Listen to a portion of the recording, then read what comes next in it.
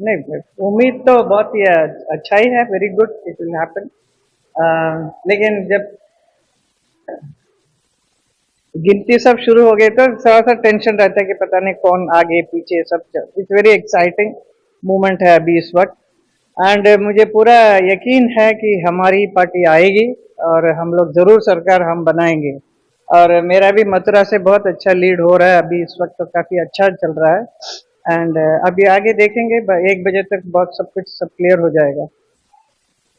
एक बार जो मोदी सरकार ऐसे बोलना सामने आया है, डेफिनेटली मोदी सरकार तो बनेगी ही बनेगी। ये बहुत जरूरी भी है इस वक्त देश के लिए, आने वाली पीढ़ी के लिए। It's very important. और मेरा भी यहाँ पर रहना बहुत जरूरी है मेरे लिए, क्योंकि मैं बहुत कुछ करना चाह रही हूँ ब्रजवासियों के लिए, ब्रज के लिए, हमारे मथुरा वृंदावन के लिए। और बहुत कुछ सोच के रखा है, वो सारा काम मैं जरूर करके जाऊंगी इस बार पे। अब की बार तीसरी बार आप ऐसे एमपी बनने वाले हैं, तो तीसरी बार एमपी बनने की स्थिति में ब्रजवासियों को क्या तोहफा इस बार आप अपने कार्यकाल में अभी बहुत कुछ तोहफा प्लान करके रखा है, सब मिलेगा, सब कुछ मिलेगा। एंड बहुत बहुत ज्यादा खुश होंगे लोग यहाँ पे इस बात पे। Thank you so much. बहुत बहुत request the counting agents in all the constituencies where they are present. मैं सभी काउंटिंग एजेंट से आग्रह करना चाहता हूं कि जब तक पूरा चुनाव खत्म न हो, जब तक उनको सर्टिफिकेट ऑफ विक्ट्री न मिले, वहां से वो उठे नहीं। पहली बात तो ये। दूसरी बात कि जो पोस्टल बैलेट्स हैं उनकी पूरी संख्या, पूरी काउंटिंग पेनल्टीमेट राउंड से पहले होनी चाहिए। ऐसा न हो कि 10वां या आखिर का चरण की काउंटिंग हो जाए और पोस्टल बैलेट की काउंटिंग न हो। ऐसा मत होने दीजिए। ये भी मैं आपसे आग्रह करना चाहता हूं।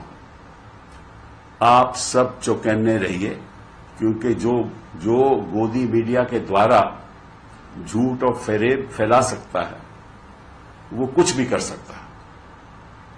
तो आप इस बात पे चौकन्ने रहिए। तीसरी बात जो मैं इलेक्शन कमीशन से आग्रह करना चाहता हूं कि उनको हर जल्दी से जल्दी आंकड़े अपडेट करने चाहिए। पीछे मैंने देखा कि लगभग 8 घंटा उन्होंने आंकड़े अपडेट नहीं किए। तो मैं उनसे आग्रह करूंगा कि आप इसको कंटिन्यूअसली अपडेट करते रहो। ये बहुत जरूरी है ताकि जनता को पता चले कि रुझान किस तरफ है और कितनी सीटों में कितने दलों के रुझान हो रहे हैं। ये 3 बातें बहुत बहुत जरूरी हैं। अब ये नहीं मुझे मालूम कि आखिर नतीजा क्या होगा, किसकी सरकार बनेगी, लेकिन इतना जरूर है और मैं गोदी मीडिया से भी आग्रह करूंगा कि जब प्रधानमंत्री जी पीछे चल रहे थे तो गोदी मीडिया उसके बारे में कुछ नहीं दिखा रहा था। कुछ मीडिया हाउसेस दिखा रहे थे और जब पीटीआई ने ट्वीट किया तब उन्होंने दिखाना शुरू किया। तो ये ठीक नहीं है। और पहले उनके एक तरफ तस्वीर थी राहुल गांधी की, दूसरी तरफ थी मोदी जी की। अभी तस्वीर राहुल गांधी है और दूसरी तरफ नड्डा जी हैं। साहब ये भी ठीक नहीं है, अच्छा नहीं लगता। आप कितनी भी गोदी मीडिया हो जाइए, इतना भी ना घुसिए, क्योंकि कहीं ना कहीं तो आपकी जवाबदेही होगी ना। The time will come, no matter what happens, that you will have to answer. All the media channels will have to answer as to how they got these results and how they manipulated, if at all they manipulated. I don't know, they may still get 400, I don't know. But if they don't, somebody will have to answer. What is the role of money? What is the role of the corporate sector? What is the role of the political party in manipulating these results? Is that an offense? Is that an offense? I don't know. These are questions that have to be asked, because exit polls one after the other, not an exception, except for 1 or 2, showed a runaway victory. But the fact of the matter is, any government ultimately is answerable to the people. The government is not supreme, it is the people of India in a democracy who are supreme. And you can't fool the people all the time. You can fool the people some of the time. And the lies that were spread and the hate mongering that was done. अगर उनकी 239 सीटों पे अभी रुझान उनका चल रहा है तो निश्चित रूप से 303 तक तो आने नहीं वाले, 303 तक भी नहीं आने वाले। बात तो 360 की हो रही थी, 400 की हो रही थी, 370 की हो रही थी।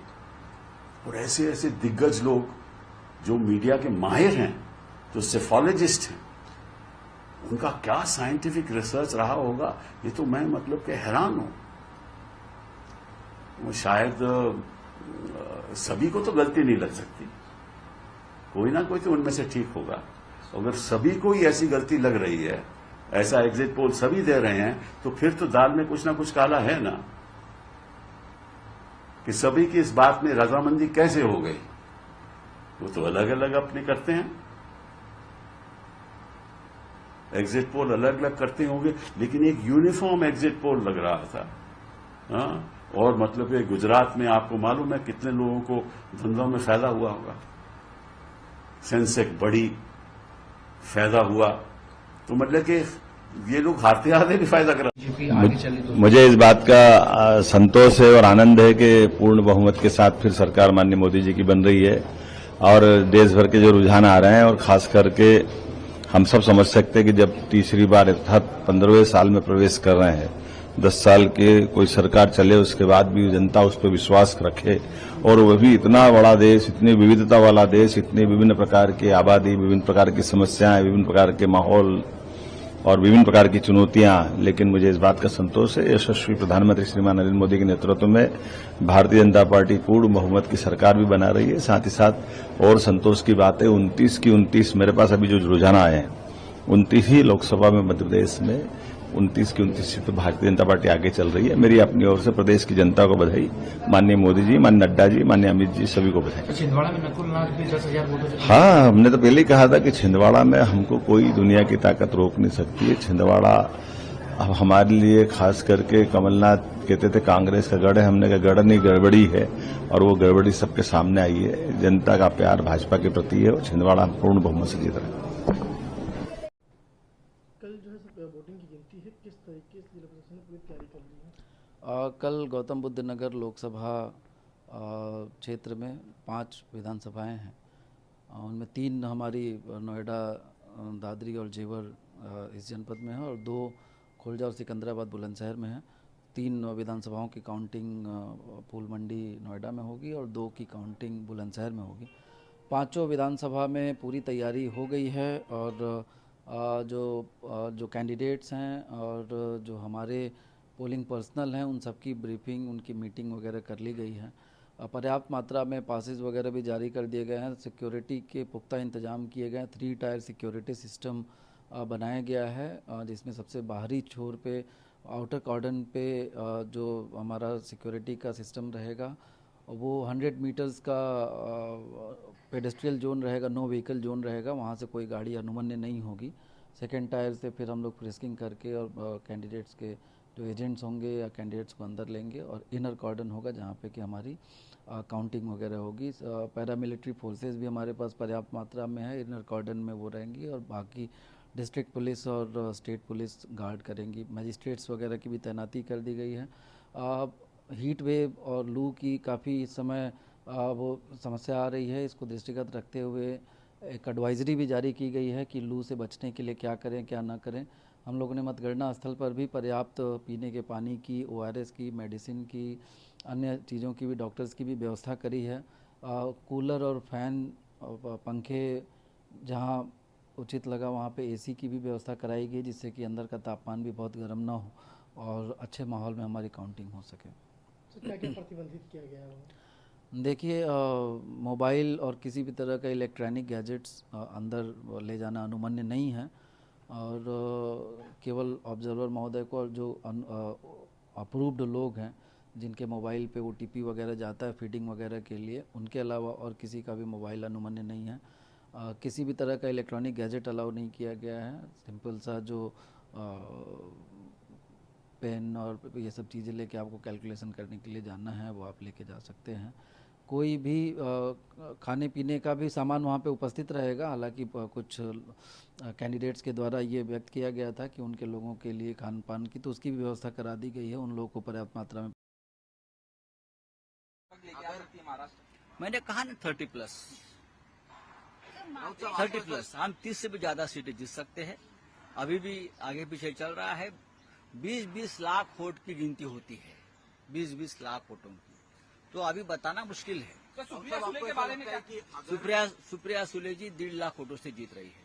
आपको ऐसा लगता है कि अगर कांग्रेस पार्टी, जैसा आप कह रहे हैं कि 150 से ज्यादा सीटें आती है और इंडिया गठबंधन की सरकार बनती है, तो राहुल गांधी ने क्योंकि वो हमेशा ये देखते हैं कि वो मैंने इतना ही कहा है, पूरे देश में जो इंडिया गठबंधन को सक्सेस या यश मिल रहा है उनके कर्ता धर्ता राहुल गांधी जी है। तो राहुल गांधी जी के नेतृत्व में सभी नेता थे, जैसे महाराष्ट्र में उद्धव ठाकरे जी है, तेजस्वी यादव जी है, अखिलेश यादव जी है, ममता जी है, हाँ, सभी नेता हम एक साथ रहे, हमने एक साथ काम किया। शरद पवार साहब है, लेकिन राहुल गांधी ने जो तूफान खड़ा किया, जो आंधी खड़ी की, आप उसका परिणाम देख रहे हो कि कांग्रेस ने 150 सीट तक अपनी छलांग मारी है। ये बहुत बड़ी बात है और ये ही हम बता रहे हैं कि अगर कांग्रेस 150 की छलांग मार रही है तो हमारा इंडिया ब्लॉक जो है वो बहुमत की ओर जा रहा है।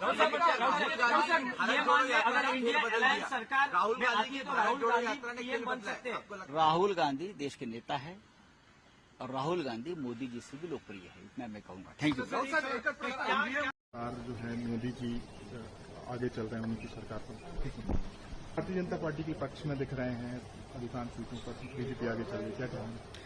रुझान आएंगे ही, क्योंकि भाजपा के पक्ष में, माननीय मोदी जी के पक्ष में हम तीसरी बार भी सरकार बना रहे हैं, यह 100% सत्य है। और जो रुझान है वो हमारे पक्ष में है और जो निर्णय होगा शाम को वह भी हमारे पक्ष में होगा। भारतीय जनता पार्टी अपने काम, अपने विश्वास जनता के बीच अपनी एक बहुत अच्छी छवि को लेकर के और भारत के स्वाभिमान को लेकर के, जो जितने 500 वर्षों का कलंकित इतिहास मिटा करके जो हमारे प्रभु राम जी का जो भव्य मंदिर बना है, वह एक स्वाभिमान, राष्ट्रीय स्वाभिमान का प्रतीक है। वो हमारे आराध्य हैं, वह हमारे प्रभु मर्यादा पुरुषोत्तम हैं। उनके जो कार्य हैं, सबको यह विश्वास हो गया, हर जनता को यह विश्वास हो गया, हर हिंदू को यह विश्वास हो गया, भारत के लोगों को यह विश्वास हो गया कि जो भाजपा कहती है वह भाजपा करती है। और इसलिए अपने काम के दम पर, अपने नाम के दम पर, अपने विश्वास के दम पर और 10 वर्षों के कार्य को बिल्कुल मंथन करके जनता ने भाजपा को फिर से चुना है। और मैं अभी से कह रही हूं कि फिर से चुना है, क्योंकि हमारे पक्ष में भारत है। राहुल गांधी अर्जुन खड़गे हों, वो तो 295 की बात कर रहे हैं। कल 1.5 पोल आए तब भी वो कह रहे थे और अभी भी कह रहे थे कि 4 तारीख का इंतजार करो, शाम तक करो। प्रतीक्षा 4 तारीख की करनी पड़ेगी, उससे पहले कुछ हो नहीं सकता। लेकिन ये सच है कि सपने देखने का सबको बिल्कुल अवसर मिलना चाहिए, पर काम करने का अवसर जिनको मिलता है वह भाजपा को मिल रहा है और यह निश्चित है।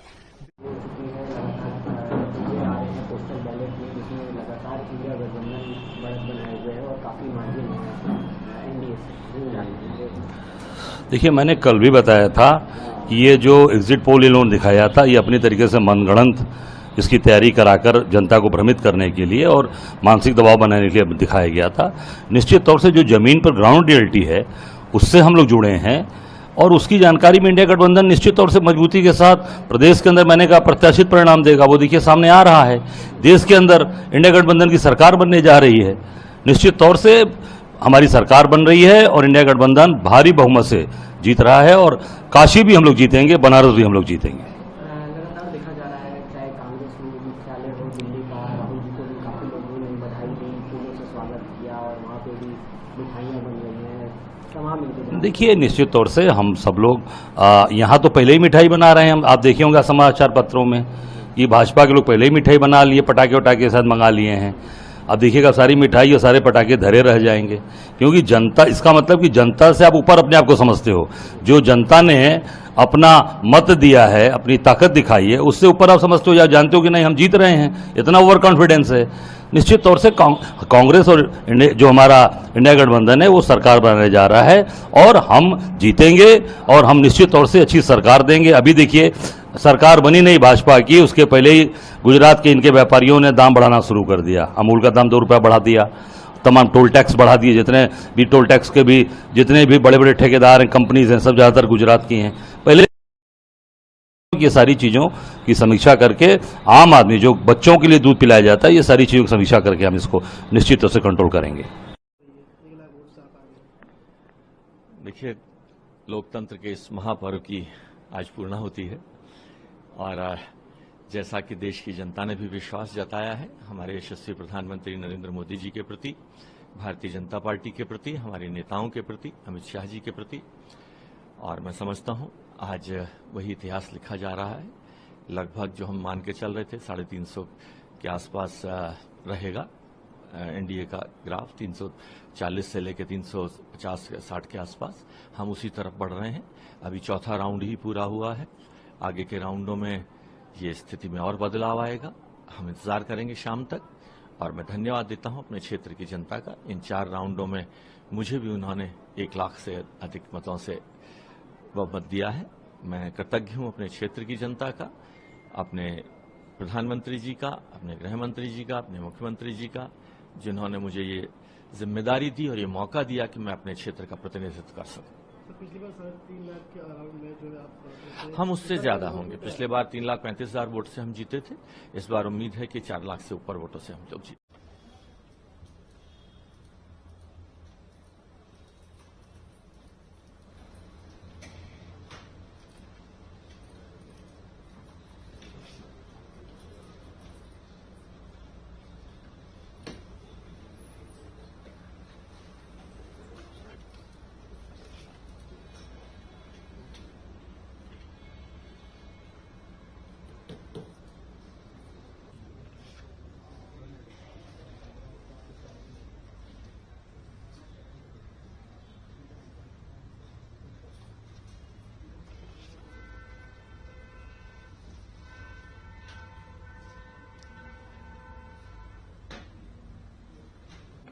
काउंटिंग शुरू हो गई, किस तरह की रिपोर्ट्स आपको मिल रही हैं पूरे देश भर से?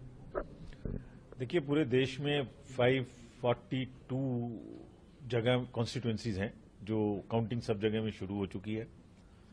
हम लोग आज यहाँ आपको पहली बार अपने कंट्रोल रूम का एक्सेस दे रहे हैं।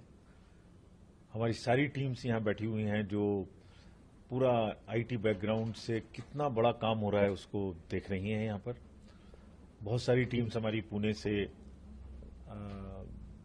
शास्त्री पार्क दिल्ली से, त्रिवेंद्रम से, बॉम्बे से, हैदराबाद से, बहुत सारे जो बैकग्राउंड लोग हैं वो जुड़े हुए हैं।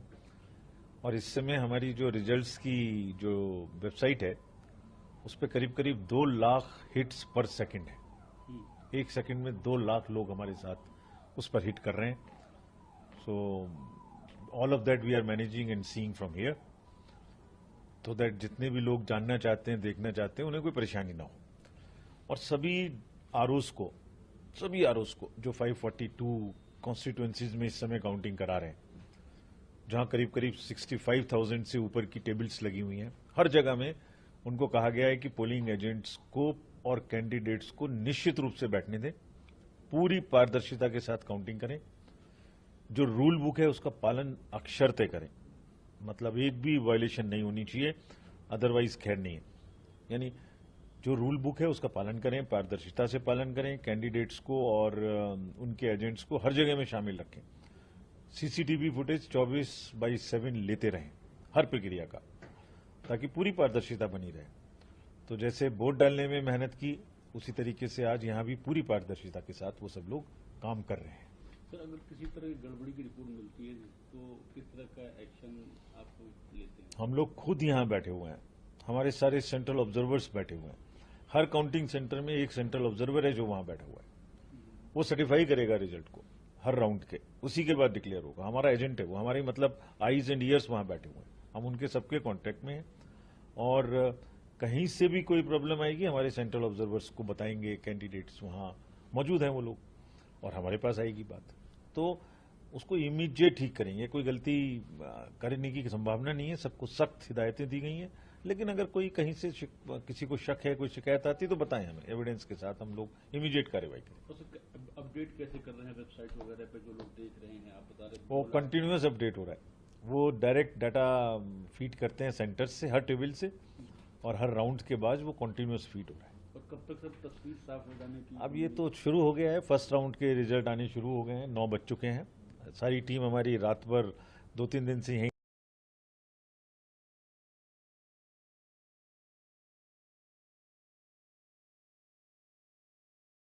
भारतीय जनता पार्टी ने हिमाचल प्रदेश में जो रुझान अभी तक देखते हैं, चारों सीटों पर भारतीय जनता पार्टी भारी बढ़त बनाए हुए है और फिर एक बार चारों की चारों लोकसभा सीटें हैं आदरणीय नरेंद्र मोदी जी भारतीय जनता पार्टी एनडीए के पक्ष में दिख रही हैं।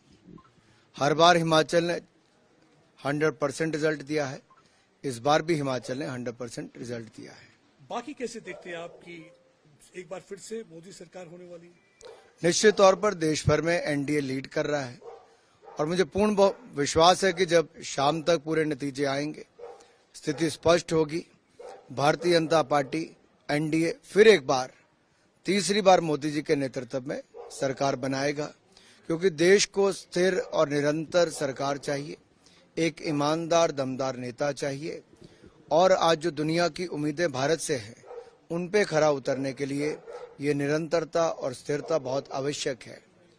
और जो देश की अर्थव्यवस्था लगातार आगे बढ़ रही है उसको और गति देने के लिए, विकासात्मक कार्यों को गति देने के लिए इस सरकार का, एनडीए की सरकार का फिर से सत्ता में आना आवश्यक था और जनता ने उसके पक्ष में मतदान किया। कर रहे हैं आप? आंकड़े सबके सामने आ रहे हैं और मुझे लगता है जब तक पूरे आंकड़े आएंगे शानदार रिजल्ट एक बार फिर होगा, क्योंकि तीसरी बार सरकार बनाना अपने आप में कई बार चुनौती होता है, लेकिन असंभव को भी संभव करके दिखाएंगे। एक तरफ